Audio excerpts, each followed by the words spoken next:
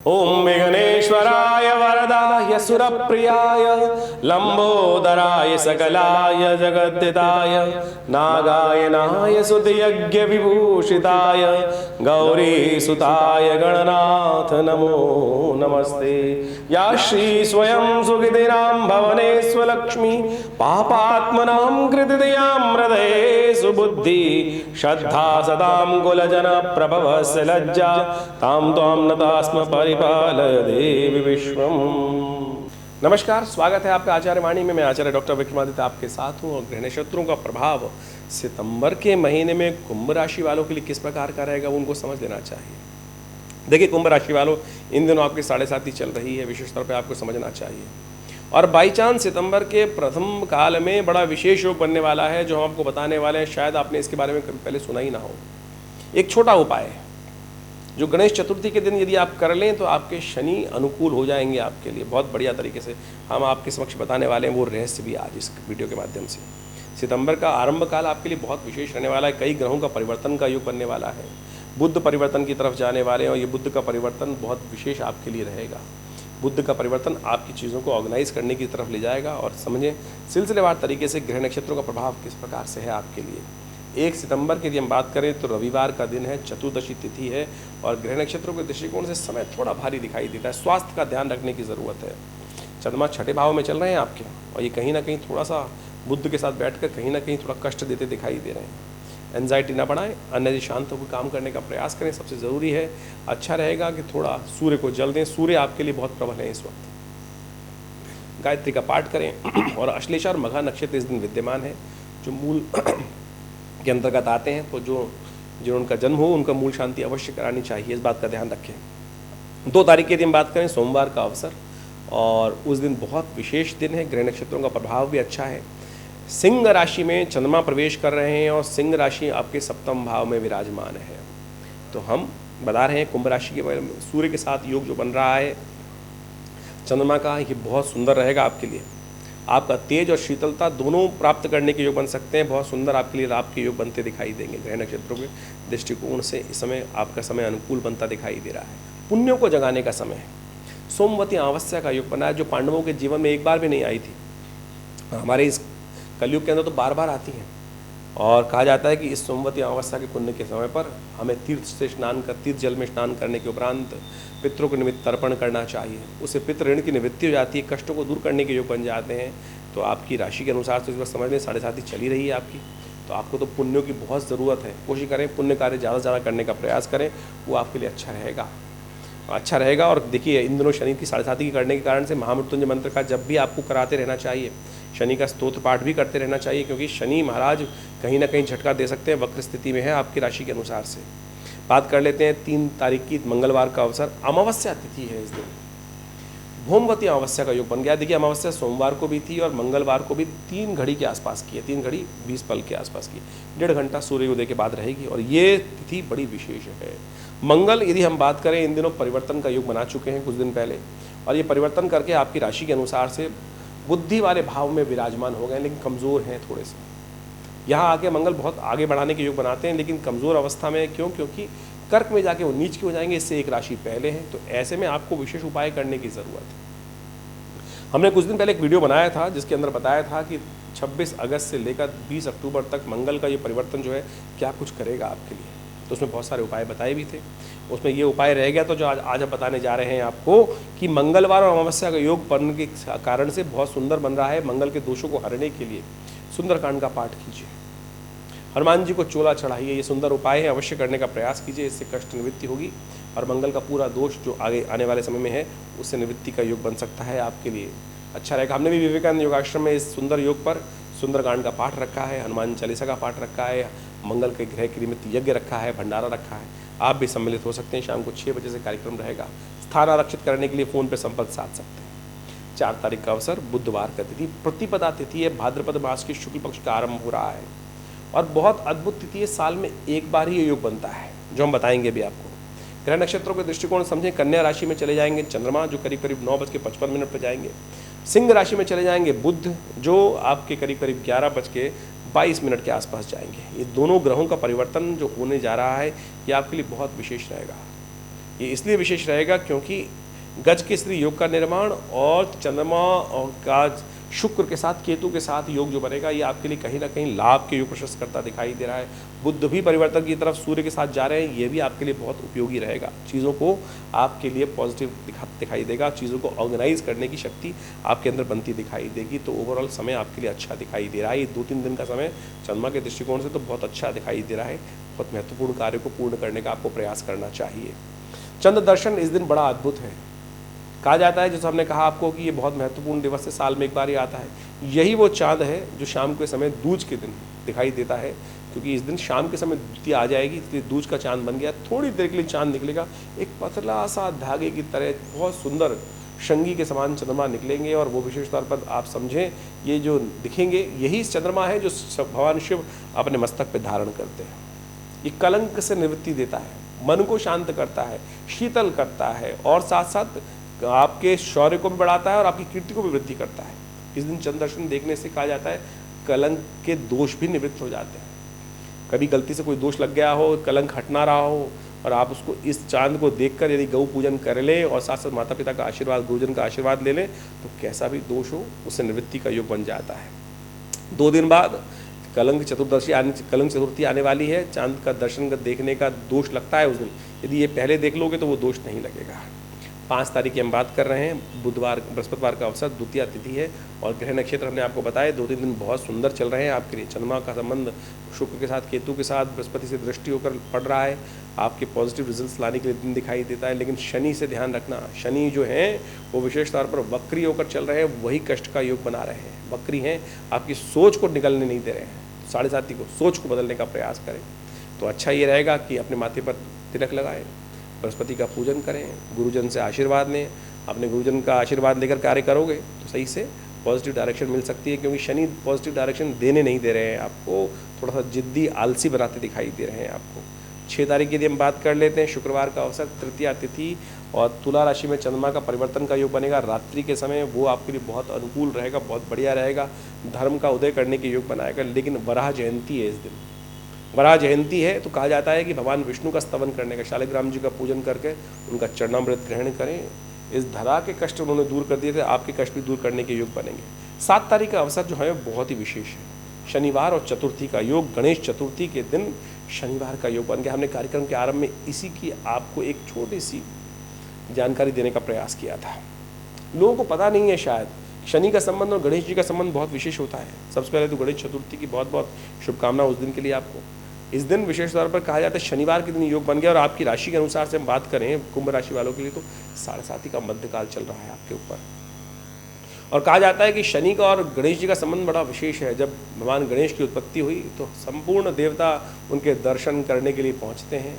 शनि भी पहुँचते हैं लेकिन देखते नहीं हैं उनकी तरफ, आंखों से आंसू निकल रहे थे। दर्शन करने का कहा गया, क्यों रो रहे हो? तो बोले महाराज मेरी दृष्टि में दोष है, इस शुभ योग को भी मैं देख नहीं सकता। भगवान शंकर ने आशीर्वाद दिया, नहीं देख, दर्शन कर लो।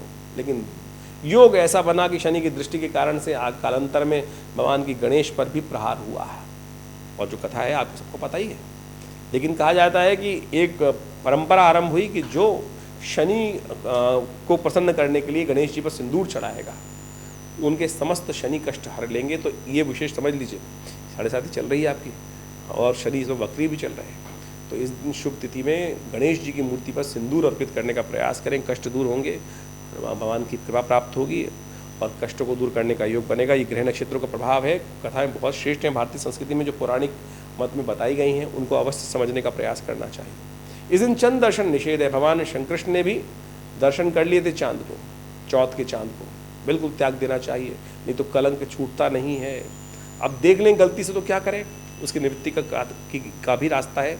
मैं आपको एक कथा सुनाने जा रहे हैं, हम आपको समझ लीजिएगा। यदि गलती से, कई बार क्या होता है ना चाहते हुए भी हमारे पे कुछ कई दोष आरोपित हो जाते हैं, यही सब दोष लग जाते हैं कि गलती से चांद दर्शन देख लिया था, तो फिर कैसे उससे बचे।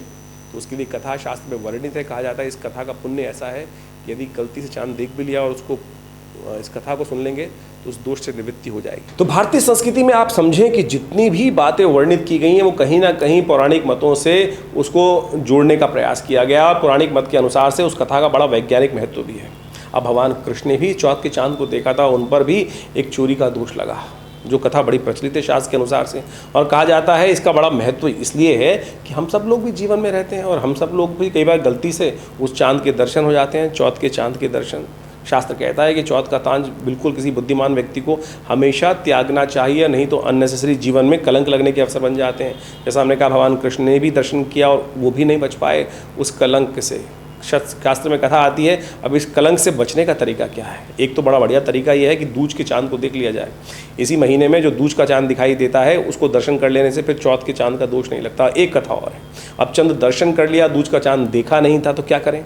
शास्त्र में कथा आई है कि सत्याजित की जो कथा है और प्रसेन की जो कथा है और भगवान कृष्ण के साथ जुड़कर जो मणि चुराने की जो बात है उसकी कथा को श्रवण कर लेने से भी ये दोष से निवृत्त हो जाता है। यदि गलती से आपने वो देख लिया है तो आप भी इस कथा का श्रवण कर लीजिए। हम छोटे से रूप में, संक्षिप्त रूप में इस कथा को बताते हैं आपको। शास्त्र में जो वर्णित है, एक सम्यंतक मणि थी, बड़ी अद्भुत थी। कहा जाता है कि उसका इतना दिव्य प्रभाव था कि वो मणि विशेष तौर पर प्रतिदिन अद्भुत रूप से स्वर्ण उससे निकलता था। मणि का इतना सुंदर प्रभाव था। कहा जाता है कि एक दिन सत्याजित जो भगवान कृष्ण के कुल में ही उत्पन्न हुआ था, भगवान का सखा था, उसने बड़े दिव्य रूप से, कहा जाता है सूर्य का उपासक था, भगवान सूर्य की उपासना करके भगवान सूर्य को प्रसन्न किया और सम्यंतक मणि, दिव्य मणि वहाँ से प्राप्त करी। और उस मणि का बड़ी अद्भुत प्रभाव शास्त्र में वर्णित है। कहा जाता है कि 8 भार का सोना, जितने मणि थी उससे 8 गुना ज़्यादा भार का सोना प्रतिदिन वो जो मणि थी वो देती थी और उससे जनमानस की सेवा करने का सुंदर अवसर लोगों को प्राप्त होता था। कहा जाता है जब उसने प्राप्त किया तो भगवान कृष्ण को ही पता चला, तो भगवान कृष्ण ने सत्याजित से कहा कि हे मित्र, इस मणि को तुम राजा को दे दो और राजा को देने के बाद उग्रसेन महाराज को दोगे तो राज्य के काम आएगी ये मणि। तो कहा जाता है सत्याजित ने मना कर दिया। भगवान ने कहा चलो कोई बात नहीं, जैसी आपकी इच्छा, लेकिन ये सब निधियाँ जो हैं वो राज्य की सेवा, जनता की सेवा के लिए, जनमानस की सेवा के लिए होनी चाहिए और उसी से कार्य किया जाना चाहिए, केवल स्वांता सुखाय के लिए नहीं होना चाहिए। कहा जाता है कि एक दिन सत्याजित का जो भाई था, सत्याजित जो जिसको कहा जाता है, जिसका नाम प्रसेन था, वो एक दिन मणि को गले में लटका कर वन में चला गया और कहा जाता है आखेट के दृष्टिकोण से, और उस मणि के कारण से कहा जाता है कि वो सिंह से साथ कहीं रास्ते में शेर मिला और शेर उस प्रसेन को खा गया। और कई दिन तक जब प्रसेन नहीं आया तो सत्याजित ने पूरे राज्य में इस बात को कहा कि भगवान कृष्ण ने वो मणि चुरा ली है। सत्याजित के इस आरोप से भगवान को सब लोगों ने कहा, क्योंकि मेरे को खुद कहा था, भगवान कृष्ण स्वयं इस मणि को चाहते थे और जब मैंने नहीं दी तो भगवान ने मेरे भाई को मार दिया। और जब भगवान पे ये कलंक लगा, क्योंकि चतुर्थी का चांद था, ये कहीं भी निषेध नहीं हो सकता है। आपके जीवन में भी कई बार घटना घट जाती है, आपने कुछ किया नहीं है फिर भी इस प्रकार की कुछ ना कुछ योग बन जाते हैं कि जो आपने कहीं ना कहीं गलती से कई बार चांद देख लेते हैं। तो ये तो उसमें उन सब कलंकों में से एक प्रभाव है, तो उस पर आपकी मिथ्या दोषारोपण हो जाता है। भगवान कृष्ण वन में जाते हैं, देखते हैं क्या क्या हुआ। जहाँ जहाँ वो सत्याजित के पैरों के चिन्ह थे उसको ढूंढते हुए वहाँ उस जगह पर पहुँचते हैं और देखते हैं वहाँ पास में ही एक सिंह मरा हुआ है और पास में देखते हैं कि एक गुफा भी है और वहाँ पर प्रकाश आ रहा है और वहीं भालू के बच्चे खेल रहे हैं। कहा जाता है भगवान कृष्ण को सब समझ में आ जाता है कि सत्याजित वहाँ मरा पड़ा है और साथ में सिंह मरा पड़ा है। तो बच्चे जो थे वो रोशनी जो थे वहाँ उस मणि से खेल रहे थे। भगवान कृष्ण जब गुफा में प्रवेश करते हैं तो वहाँ पर जामवंत उपस्थित होते हैं।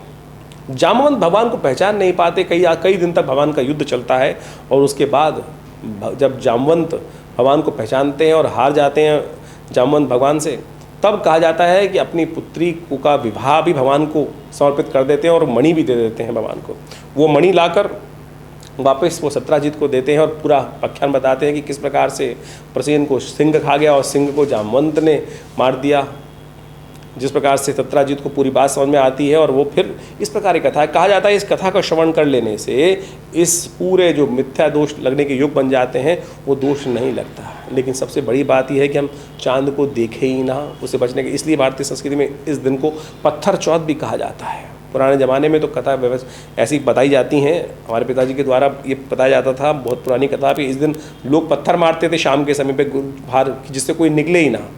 ये सत्य मान लीजिए दोष लगता है। तो हमारे जीवन में कई बार ऐसी घटना घट जाती हैं कि जो हम गलत भाव से किसी का अनहित नहीं भी करना चाहें तब भी वो कलंक मिथ्या रूप लग जाता है। तो उससे बचने के अनेक रास्ते शास्त्र में बताए गए हैं। तो इन सब चीज़ों को समझना चाहिए और उससे कहीं ना कहीं भगवान आपकी रक्षा भी करने की योग बना देते हैं। 8 तारीख यदि हम बात करें कुंभ राशि वालों, तो रविवार का अवसर, पंचमी तिथि है और इस दिन राहु का परिवर्तन का योग है, केतु का परिवर्तन का योग है, नक्षत्र के चरण में परिवर्तन हो रहा है। उत्तरा भाद्रपद के तृतीय चरण पर राहु जा रहे हैं, हस्त के प्रथम चरण पर केतु जा रहे हैं और ये दोनों ग्रहों का परिवर्तन जो आपकी राशि के अनुसार से हो रहा है, ये आपके लिए थोड़ा सा इसका उपाय करने की आपको ज़रूरत पड़ेगी, क्योंकि इन दिनों राहु का योग जहाँ चल रहा है वो अस्थिरता देने के योग दे रहा है। कार्य को चलते चलते भी कई बार अस्थिरता उत्पन्न करने के योग बना देता है, चाहे वो कोई व्यवसाय है, चाहे आपकी कोई भी जीवन का काल है। तो ऐसे में भ्रमण दे रहा है, एक जगह स्थिर नहीं होने दे रहा। तो ऐसे में राहु का उपाय बहुत ज़रूरी है करना। हर रविवार के दिन कोशिश करें भगवान शंकर का सुंदर अभिषेक कर लिया करें, ये बहुत सुंदर उपाय है। भस्म के द्वारा अभिषेक करना भी ये शास्त्र में वर्णित उपाय है। और इस दिन तो क्षमावाणी दिवस भी है, तो कोशिश करनी चाहिए। धर्म का एक लक्षण है क्षमा, क्षमा मांग भी लें और क्षमा कर भी दें, दोनों चीज़ों को। इस संसार में हम आए हैं कुछ काल के लिए, सब चीज़ों का भार अपने सिर पे ना रखें, सबको निवृत्त करने का प्रयास करें, सत्य का पालन जितना कर सकते हैं वो करें, सब धर्म का लक्षण है। लेकिन क्षमा सबसे सरल है करना और मांगना भी। अहंकार को त्यागिए। आपकी राशि के अनुसार से इस वक्त ये पर्व बड़ी सुंदर कर्म समय में आया है। अपने मन के भार को दूर करने के लिए क्षमावाणी दिवस का पर्व का आनंद ले सकते हैं आप। और बहुत सुंदर तरीके से संस्कृति में इतने सुंदर जो उत्सव है उनका निर्माण के रूप में कहा गया है।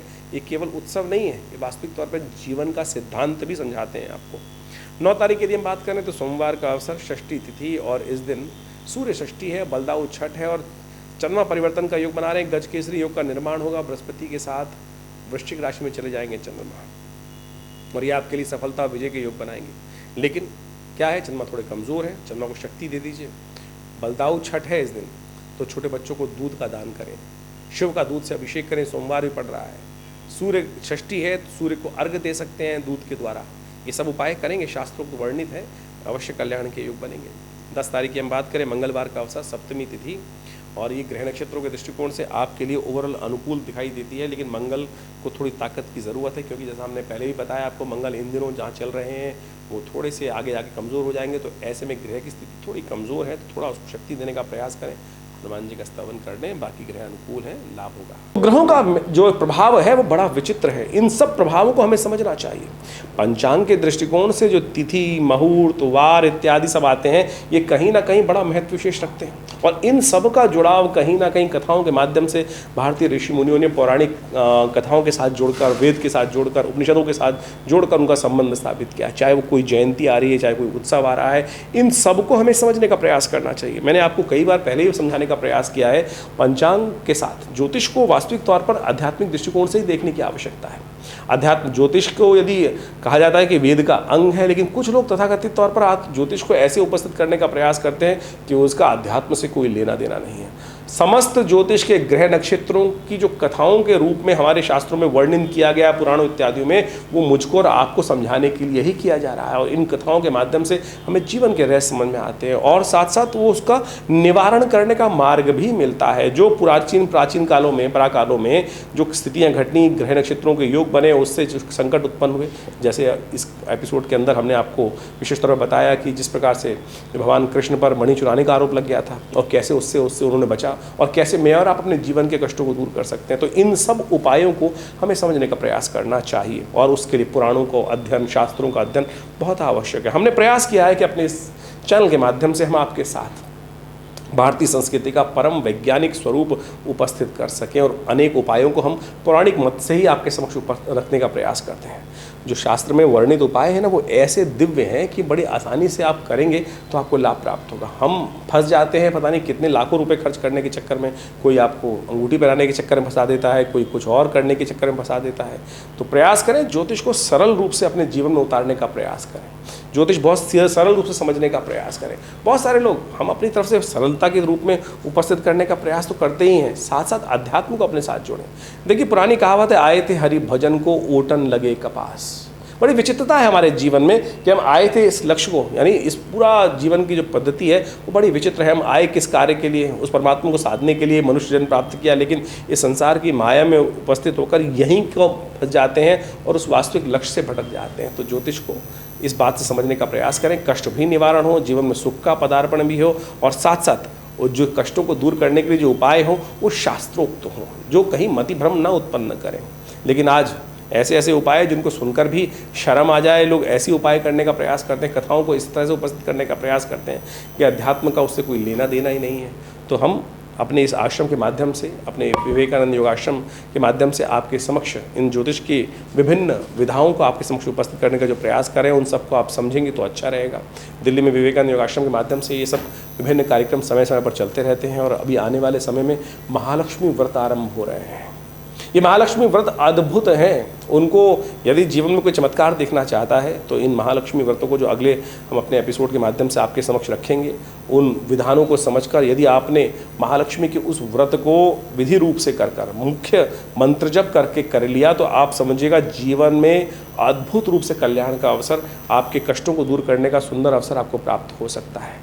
मुहूर्त पंचांग जो बताता है ना, वो मुहूर्त बताता है और मेरे अनुसार से हम इसको ऐसा समझ सकते हैं कि ये मुहूर्त जो है वो विशेष तौर पर आपके कष्टों को निवारण करने का, पुण्यों को उदय करने का वो एक सरल मार्ग है जिसमें जो आप कर्म करोगे उसका कई गुना अधिक प्रभाव आपके जीवन में उत्पन्न हो जाएगा। और यदि हमने कष्टों को बहुत जल्दी भगाने के लिए, जो अपने जीवन के संघर्षों को दूर करने के लिए रास्ता उस मुहूर्त के अनुसार से, पंचांग के दृष्टिकोण से, ज्योतिष के विज्ञान को समझते हुए अपना लिया तो आप समझ लें जीवन के कष्ट बहुत जल्दी से दूर हो सकते हैं। बहुत जल्दी से कष्टों को दूर करने के लिए हम इस विधान को आपके समक्ष समय समय पर उपस्थित करते रहते हैं और ये विवेकानंद योगाश्रम तो लगातार आप सबके लिए विभिन्न कार्य कर ही रहा है। नित्य प्रति 8 घंटे यज्ञ होता है आश्रम पर, विभिन्न समय पर विभिन्न उत्सव मनाए जाते हैं, सुंदरकांड का कार्यक्रम समय समय पर चलते रहते हैं, कथाओं के माध्यम से चलते रहते हैं और अभी श्राद्ध भी आएंगे। उन श्राद्धों के अवसर पर आप अपने पितरों से के कष्टों से निवृत्त करने के लिए, पितरों के निमित्त अपने दायित्व को निर्वाह करने के लिए विभिन्न यज्ञ इत्यादि, विभिन्न आपके जीवन में जन्मोत्सव चल रहा है, कुछ और कार्यक्रम चल रहे हैं, उन सब की सेवाओं के लिए भी विभिन्न पुण्य कार्य आश्रम के साथ जुड़कर कर सकते हैं। और आश्रम के संपर्क के नंबर्स जो नीचे दिए गए हैं उन सब पर जुड़कर आप हर रविवार को होने वाले यज्ञ में भी आश्रम में पधार सकते हैं, जो सुबह करीब 8 बजे से लेकर करीब 10 बजे तक भंडारे के साथ चलता है। आशा करते हैं आप सब आश्रम के साथ जुड़कर अपने जीवन में आगे बढ़ने का सुंदर प्रयास करेंगे। धन्यवाद, नमस्कार।